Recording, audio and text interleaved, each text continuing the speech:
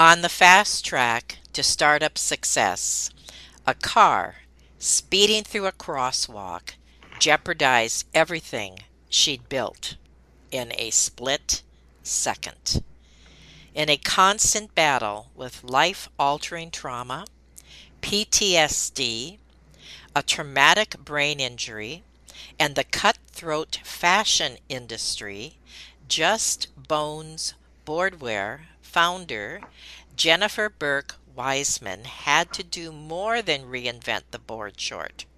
She had to reinvent herself.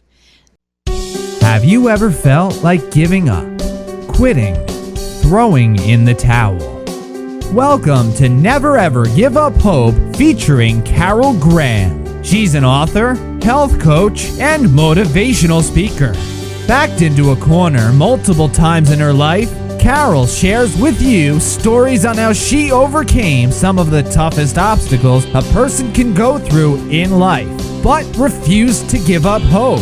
Rather than admit defeat, an opportunity was presented, and it involves each and every one of you.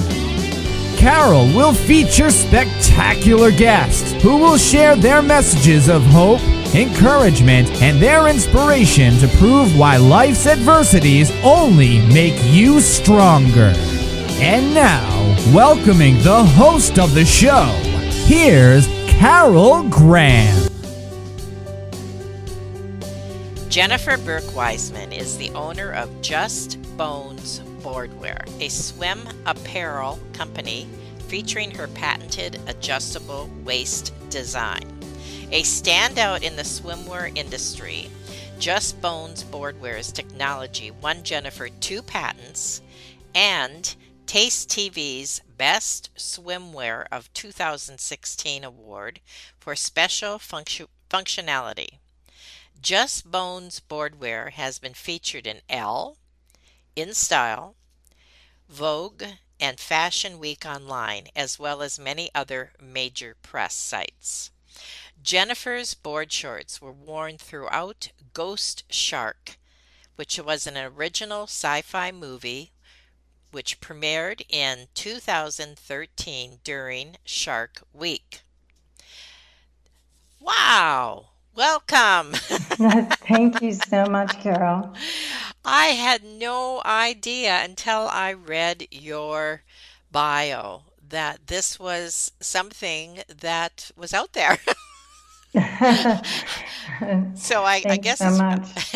so I'm really interested, of course, as I know my audience will be, and not just hearing about your business and, of course, your book, but also about your life. So let us start with a couple of the backstories, which, first of all, tell us about your career and your life before the accident. Absolutely. So I used to go shopping every year for my boys who were young at the time. And I just would get so frustrated because every year I just couldn't find really good fitting swimwear. They were very lanky, my boys, which a lot of kids are at that age. They shoot up really fast and they're lanky and they don't fill out that quick. And they didn't fit in traditional board shorts or those swim volley shorts. And I just felt that there was a void in the marketplace at that time. And so basically anything that fit them in the legs or in the hips was always too big in the waist. And things that fit them in the waist is just big everywhere else. So I just couldn't fit something that fit them great because they didn't fit into those traditional board shorts or those volley shorts. And I figured that there had to be a better way to make swimwear for boys who needed something that had an adjustable waist, and so that it would then fit them everywhere else. And not something that was a one-size-fit-all product, especially for that age group. Mhm. And with my background, having gone to the Fashion Institute of Technology, I studied textile design, but I also had some fashion classes. I just kept mulling this over in my head and started designing something that I thought would be a better product for this industry. And then my husband encouraged me, and from there it just blossomed, and I launched my business. As I started thinking about the idea in 2010, and I actually launched the product in 2011. So is it strictly, well, board shorts, I suppose, would be essentially for teenage boys, correct? Or do you have something, other products that are similar for other age groups or for girls? So we started off as a boys board short business, and then within a couple of years, due to a really huge demand at trade shows and selling to buyers who kept asking us, we did launch board shorts for girls and for toddlers and also for men. And actually now the men's board shorts are half of our business. Oh my word. Yeah, I mean, who knew? Like when I launched it, that was No going to kidding. be what happened. Well, that's exciting. Yeah, it's very exciting, and the trajectory of the business has been great. So it's been a really exciting journey. So now we're going to talk about what happened that fateful day. Would you share that story with us, please? Yeah, so I had been doing trade shows very quickly after I launched my business, fortunately. And I had just finished doing Surf Expo, which is a huge trade show in the industry, as you can imagine, for board shorts. Mm-hmm. And I had just gotten back the weekend prior and was now following up on all of my leads and the accounts that I knew. And now we were getting ready for this huge family event. And I had taken the boys with my husband to try on their first big boy suits, as you know, Mm-hmm. at this men's and boys apparel store that was close to our house. And they were really excited about it. So they tried them on again because they needed some slight alterations. And after that was completed, I had to just go run some errands in town, which was another maybe 8 to 10 minutes away. And at this time, it's midday, and my husband said he was going to take the kids for lunch because it's a Saturday. And I said, that's fine, I'll meet you afterwards. So we all decided to take our own cars and meet afterwards. So I drove into town, which was another 5 minutes down the road. I pulled into the municipal lot and parked. And I had no idea where my husband was taking the kids for lunch at this point, because there was a lot of different little towns in the area that they're all adjacent to each other. Mm-hmm. And I parked my car and decided I was going to go to the photo shop first, and was waiting at the cross light at this point. And the light turned and the little crosswalk, little blinky thing started with the person. I started to cross the street in the crosswalk, probably about 3/4 of the way across. Oh, wow. Legitimately just heard the loudest noise ever. And next thing I knew, I was on the ground and just kind of confused and coming to, because I had been unconscious for, I guess a couple of minutes or 4 minutes. I don't really know how long. And there was this man sitting in front of me, but he was also holding my head, and he told me that a car had hit me, which I didn't realize yet. And Oh my goodness. this woman had hung, because it was a one-way street that was parallel to the crosswalk. And she had made a very quick left turn. And in her haste of turning, she knocked me out of the crosswalk, and I landed on my head and my shoulder. And that is when I was coming to, and the man was there. And fortunately, he was a doctor, and Huh. somehow a paramedic was around the corner too and came and had one of those bags. And so he was holding a compression to my head, I guess. And this is all before the police or Hmm. the paramedics had arrived. Unfortunately, my husband and my kids had decided to go to lunch in the same town, and somehow one of the passerbys who was in the area and witnessed the aftermath of the accident, he was with his son, who was on my son's lacrosse team, and called my husband. And so my husband is driving, but he can't get down the road now because this is the main road and now it's blocked off. Hmm. So he has to pull on this one-way street in, the right turn in the same direction the woman could have gone if she didn't turn. And he parks, and he said he got out of the car, his phone is ringing, but at the same time he sees a purse on the road, and he's thinking to Oh my himself how that goodness. looks like my bag, but he didn't see me yet. And he hears this man saying I've been in an accident, and then he sees me, but I'm still in the road, and my kids are there, and they see me laying in the Oh, road. So it was just all very, it's confusing for everybody, and obviously really traumatizing for my 13-year-old no boys. kidding. It really was quite, I think, devastating for them to witness that before the paramedics arrived. So for me, I mean, I was kind of out of it, and not really knowing much about what was going on yet. So from that, you did suffer for quite a while, correct? You had to obviously go through therapy and the PTSD that you had mentioned in the beginning. Was that as a result of this? And the same thing, the traumatic brain injury. I'm assuming that's all tied together with the same incident. Is that correct? Yes, because I had landed on my head. And even though I wasn't driving in a car, I did suffer PTSD from that accident for a long time, severe PTSD.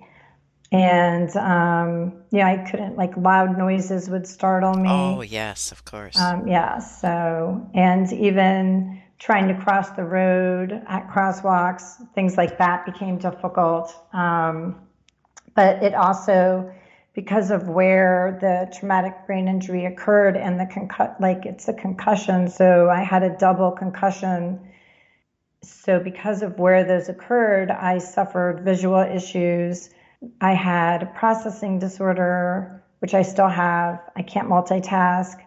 I had vestibular issues, which is balance issues, like when you're walking, Hmm. and just a lot of, issues which they attend to during occupational therapy and PT. And I also had a shoulder surgery from landing on my shoulder as well. So, as you can imagine, I do feel very fortunate Hmm. because she wasn't driving an SUV. She had Good a point. small car. So there, obviously, I'm very grateful to be here today. But there were a lot of challenges to get through recovery as well. And you do need your friends and family to help you along the way. I'm guessing you went through many different emotions, including anger. That's a tough one. I wasn't angry at first. I don't think I felt a lot of anger. The thing that I would get upset about were the doctors, Huh. because the insurance company, I had to file a lawsuit. The insurance company makes you go to all of these Hmm. doctors Hmm. for the lawsuit, and they really treat you poorly. They really do, because their job is not to really help you. Their job is to prove a case for the insurance Of company. course. And so that I would get very upset during those occasions. And so I think that would fuel the bad emotions, because these are doctors and you feel like you're supposed to help me, not tell me there's nothing wrong with me. So I think I had a lot of trouble with that. And I think the one thing that did upset me, I chose not to go to court when the woman had to go for her court date, because it was only maybe 2 months later, and I just Oh, did not want to go deal with that. I just wasn't ready. It did highly disappoint me that she only got a fine and oh my word. points on her license. And I felt like, how can that be? Like, a drunk driver gets their license suspended, and she was cited with reckless driving and hitting a pedestrian. How is there not more of a penalty for No that? kidding. Wow. Yeah, I didn't understand that rationalization at all.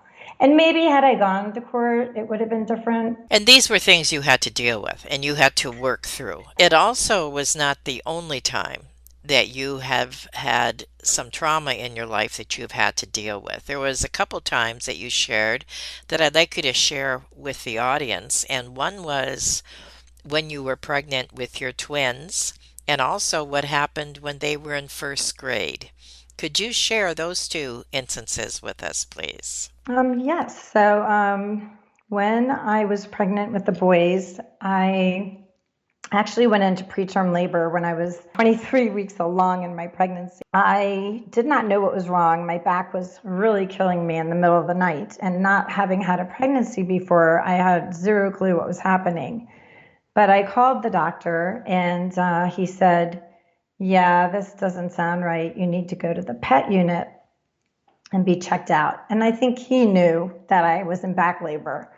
But so I went to the pet unit, and they checked me out, and I was in labor and dilating. And they said, yeah, we really have to get you on some medication and try to stop this labor, because if they're born before even 24 weeks, it's not really a high survival rate.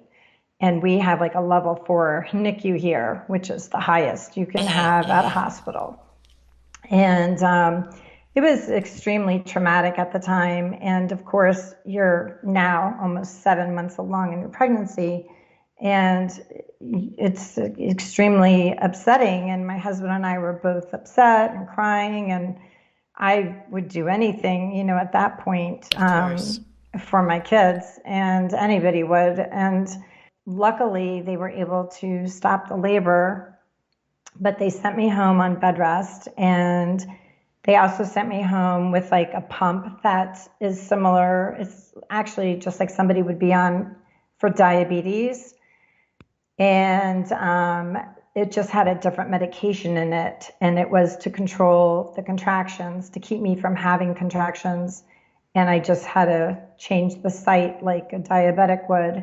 And basically, my job was to stay in bed and not walk around. I mean, of course, I could go to the bathroom, but beyond that, really, I could take a shower here and there, but I had to just stay in bed. And I did go back to the doctor for a checkup at 28 weeks, and I didn't even know it, but I was in labor again. Because Oh when the my word. doctor was checking me out in the office, he said to me, you need to go to the hospital. And I was very surprised and shocked. And he said, you're 3 centimeters dilated, and everything else. And he said, you're in labor, go directly to the hospital. And I just remember walking out crying through the waiting room. That was probably frightening every other pregnant woman there. But I just went to the hospital, and they actually had to put me on this IV with really, really strong medication for like 48, it was like 2 days, 48 hours. And they weren't sure if they were going to be able to stop my labor, but at least I was at 28 weeks, which is a huge milestone. Hmm. Hmm. And they were able to stop it. They kept me in the hospital for about 9 days waiting because they really weren't sure if I was going to give birth or not. Finally, they sent me home again on the same medication that I was on before. But my gynecologist said to me, or my OBGYN, she said, I really don't know how long you're going to make it. You might make it 1 week, you might make it 2, but I don't think you're going to make it that long. And I just remember going home with that in my head, like, please just let me make it to 30 weeks. And it was unbelievable, but I made it to 35 and a half weeks. No way. Yeah. Oh my word. And then I went back, and I was going back for checkups to this high-risk team, and which they send you to when you're with twins anyway. And they did a checkup, and they said, one of the babies isn't growing that fast as we would like him to, so we're just going to induce you right now. And I remember just saying, what? Like, I've kept them in. You can't take them out now. But they said, no, they're better off out now than in. And you've made it to 35 and a half weeks, so it's all good. So they were super healthy. They just were little, and they had to stay in the NICU for a little while to gain weight. But other than that, they were healthy. They didn't have to be on oxygen or feeding tubes or anything. And I was just blessed, and it was amazing. That is an amazing story. My goodness. And then you had another situation when they were in first grade. Yes. So, unfortunately, a really exciting trip turned out to be really scary. We had taken the kids to Disney World. So everybody wants to go to Disney. I grew up in Florida going to Disney, and kids were very excited. We went to Disney World, and after that, we took them to Atlanta to see my mom. It was her 60th birthday. And I remember just waking up the next day, and I was super, super sick. It was really the middle of the night, like 5 a.m. And I just felt like an elephant was sitting on me. Couldn't breathe. I knew I was really sick, and called my internist, and she said, I can hear you. You sound terrible. I can hear you wheezing on the phone talking to me. I need you to go to the emergency room. And I said, okay. So nobody wants to do that, especially when you're out of town, right? So I'm thinking, all right, I guess I've got to go to the nearest one. And I went to Piedmont Hospital there, and next thing I know, they're telling me I have pneumonia, which is, not great. But the worst part of it was they hold up this x-ray and they say, okay, you have a hole in your lung, and we're going to treat you for the pneumonia, but you've got to take these x-ray films back home with you and see your doctor. So I went through a variety of tests and everything else, and they really just couldn't tell me what I had, or even if I had cancer or anything. And it was extremely scary. And as you can imagine, I'm being tested for cystic fibrosis and all these other things. And I have 2 kids in first grade, and I'm thinking, what's wrong with me? Am I going to live past this? Because I know lung cancer is, basically, I was thinking in my head, that's a death sentence. And next thing, after I see about 3 of the top doctors in New York City, I went to every top hospital. They all told me the same thing, that I had to remove part of my right lung. Nobody wants to hear that. No. So I did what I had to do, which was the thoracic surgery. And it ended up being an open thoracic surgery, which they could not do it laparoscopically. I did that, and I will say it was extremely scary, especially because all I could think about was that I had 2 kids, and I needed to make it through for my kids. And I think, honestly, that was a driving point for me. Also, after the accident, it just always was about my kids, And so luckily, I healed fine from the surgery, and everything seemed great. And I went in for my post-op checkup a month later to NYU, and I did a CAT scan, and I'm sure this can happen to anybody, but I think it was because maybe it was lunchtime. I don't know. The radiologist probably wasn't there. I had a CAT scan, and they just said, okay, you have your CAT scan, you can go home. And I'm driving home from New York to where I lived in New Jersey, and I'm probably 15 minutes from my house, and I'm crossing this bridge that's close by my house on the highway, and the phone rings, and it's the radiologist. And I'm thinking, this is strange. So I can tell she's hemming and hawing, and I really had been like having what I thought were asthma symptoms for some time, maybe a week or two. I told my pulmonary doctor about it, and all of a sudden she's asking me, where am I? And I said, I'm almost home. And she said, can you come back to New York, to NYU? And I said, well, that's going to take me over an hour with traffic. And she's just like waiting, and I can tell I don't understand why she's not talking. And suddenly she just says to me, well, I really need you to go to the closest ER because your right lung is completely collapsed. And it's like, I think it just took me like a minute even to process what she was saying, because I'm driving myself on the highway. And I honestly don't even know what happened in those minutes or how I did what I did. But I think your adrenaline kicks in, and I was able to call my pulmonary doctor, my husband, my girlfriend to pick up my kids at school, and somehow just did all that. And I asked my pulmonary doctor which is the best hospital to go to out there. And he had fortunately trained some doctors at one of the hospitals, and I just drove to the hospital. I mean, I will say they were waiting for me to walk through the tour, but yeah. What an amazing story. I mean, well, you are an amazing story. You are a poster girl for trauma and surviving trauma.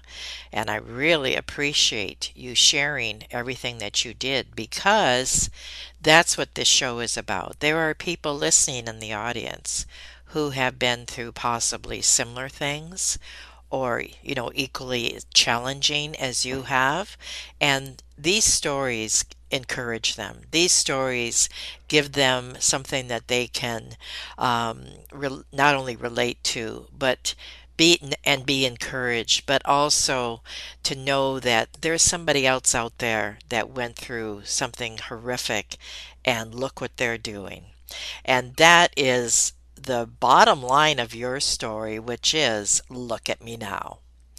And we are going to talk about what you have accomplished and what you are offering the audience, and also your book.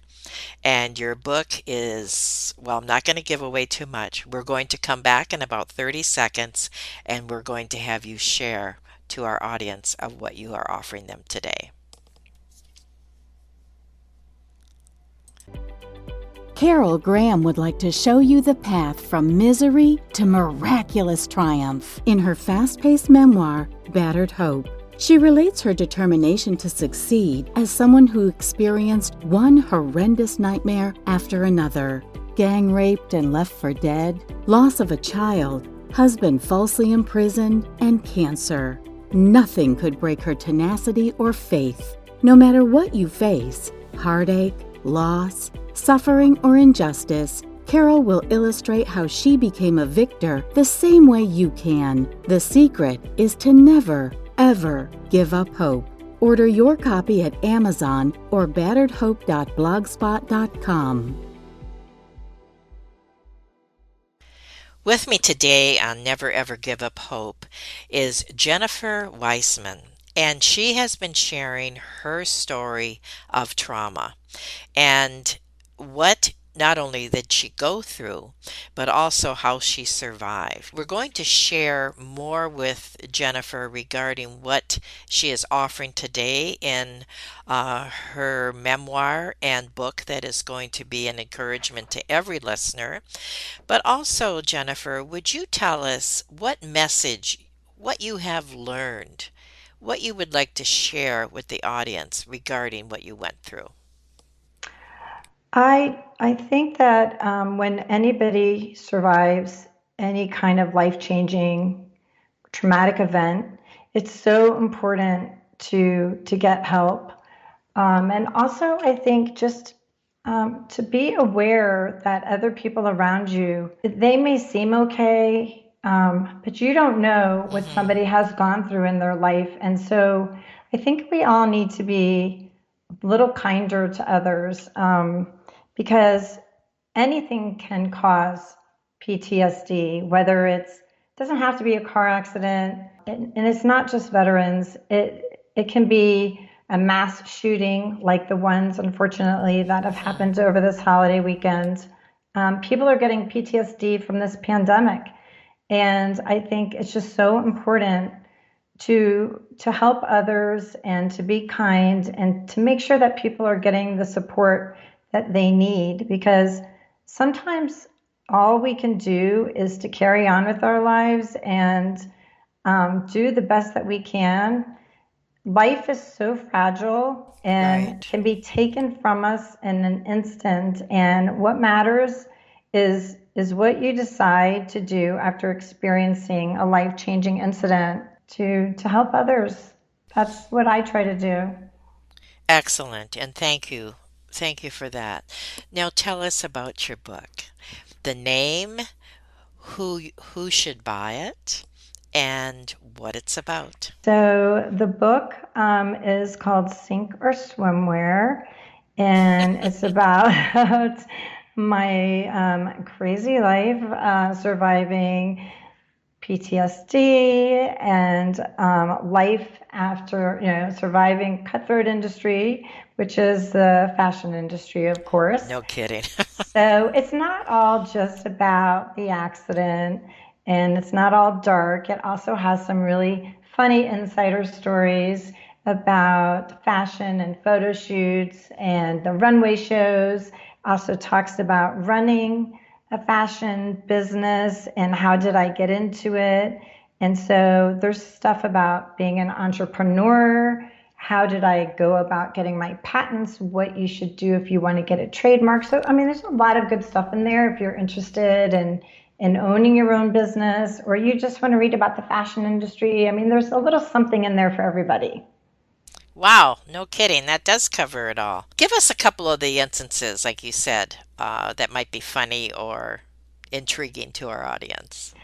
So there's a great story in there about a photo shoot that we went on in the Bahamas, and we're done for the day shooting these bikinis, and all of a sudden the photographer is taking legitimately this model has taken off all of her, well, she only had a bikini on, so now she's buck naked and she's running around the beach and it's starting to be sunset, so of course it's a pretty backdrop, but and there's nobody else around. It's just the photographer, the model, me, and the stylist. However, that being said, we're done for the day and it's hot and we've been out there for hours and they're running around shooting this private shoot now. And the stylist and I are just sitting there watching this all go down, and we're looking at each other as if what's what's No kidding. what are they doing? Why is she running around naked? And why aren't we going back to get showered and have dinner? And like it was a little bit crazy. And she just kept looking at me, saying to me, "This reminds me of the Blue Lagoon. Remember that movie with Brooke Shields?" It goes into more detail in the book, but it really was quite crazy that entire trip. One of the things, well, a couple of things that you said that I'd like to read because I think that this applies to anybody who is interested in your book, of course, and what they will gain from it. And so most of these you have already touched, but I just want to capsulize them. And what you said was what you will discover in this book is how unexpected situations can spark $1,000,000 ideas. That you've already covered. Shocking complications in the pursuit of business goals, trademark lawsuits, wire fraud, and cybercrime and production pitfalls, an insider tell-all of photo shoots, fashion shows, and industry parties, coping strategies to help you balance work, family, and stress with a TBI, a PTSD, or other persistent physical problems. How many other people wouldn't relate to that? That is incredible. And finally, the relationships that better you and your business and those that don't.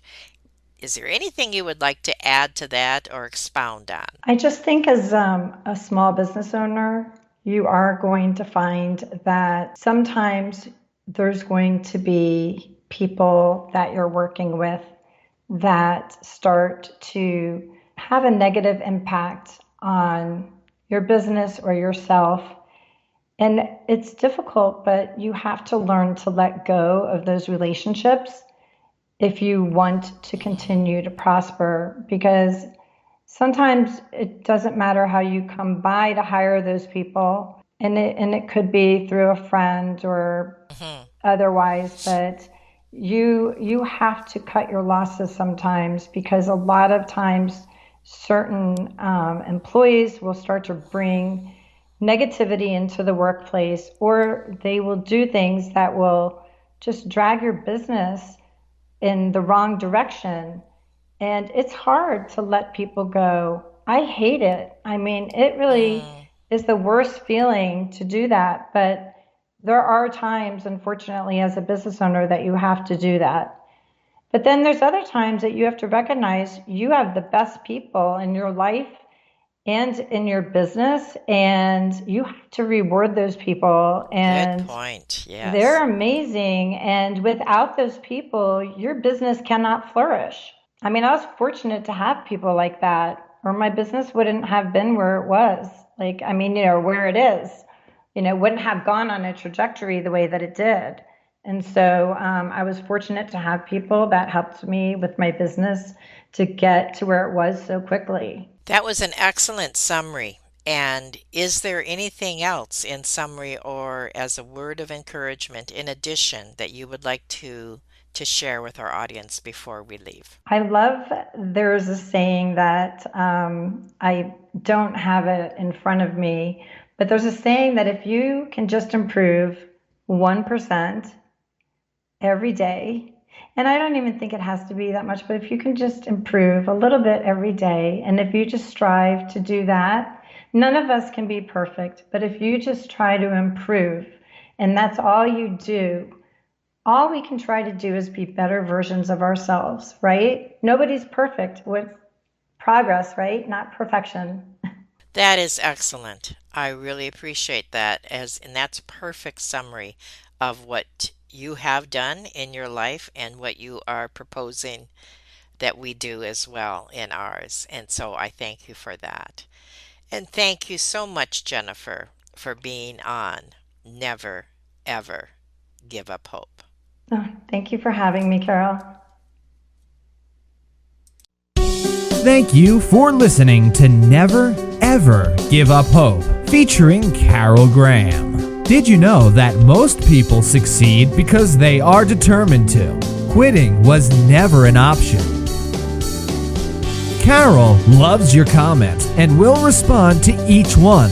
So please subscribe and review this podcast. A rating of 5 stars would be outstanding and appreciated.